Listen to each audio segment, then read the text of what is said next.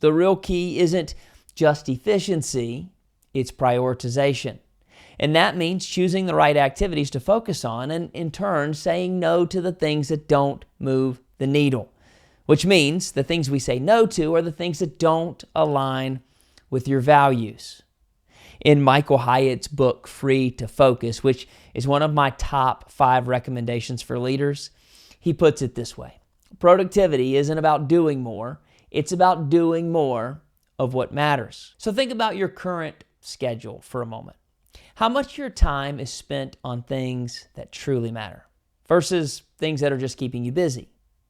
Now, we've talked about the importance of prioritizing, but let me introduce you to a 3-part framework in this book, Free to Focus, that's built around 3 simple but powerful steps.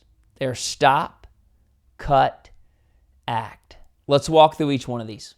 First is to stop. This is where you identify tasks that either need to be eliminated or delegated. These are things that drain your energy and don't move you towards your vision. As you learn to say no to these activities, it's going to create space in your schedule for the things that actually matter. So here's the question. What are you going to stop doing? The second step is to cut. This is where you simplify or streamline the things you have to do. Start by asking yourself, what's taking up more time than it should? Followed by, how can I do this more efficiently? Here's the question with this one. What can you cut? And finally, our third step is act. This is where you're going to go all in on your high leverage activities. This is where time blocking is going to come in, which we're going to talk more about in a minute.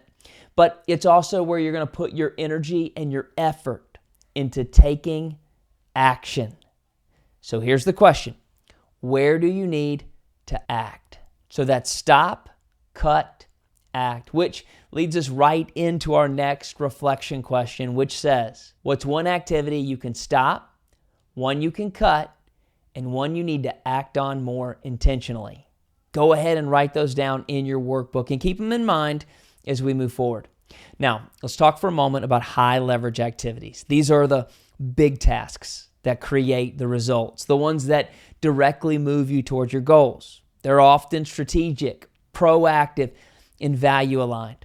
On the flip side, though, you have low leverage activities, which are reactive.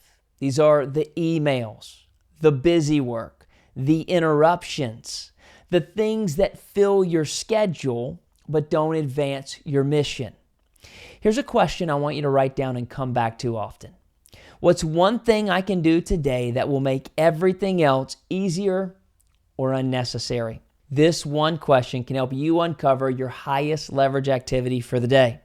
For example, as we've already mentioned a few times, if your goal is to become a better communicator, your high leverage activity might be preparing for key conversations or practicing active listening. If your goal is to lead your team more effectively, maybe for you it's carving out space for meaningful one-on-ones. Which brings us to our first application question in this session. It says, identify one high leverage activity that you want to focus on this week. What do you need to prioritize? Or what do you need to eliminate to make time for it? Take a moment and reflect and write down your answer.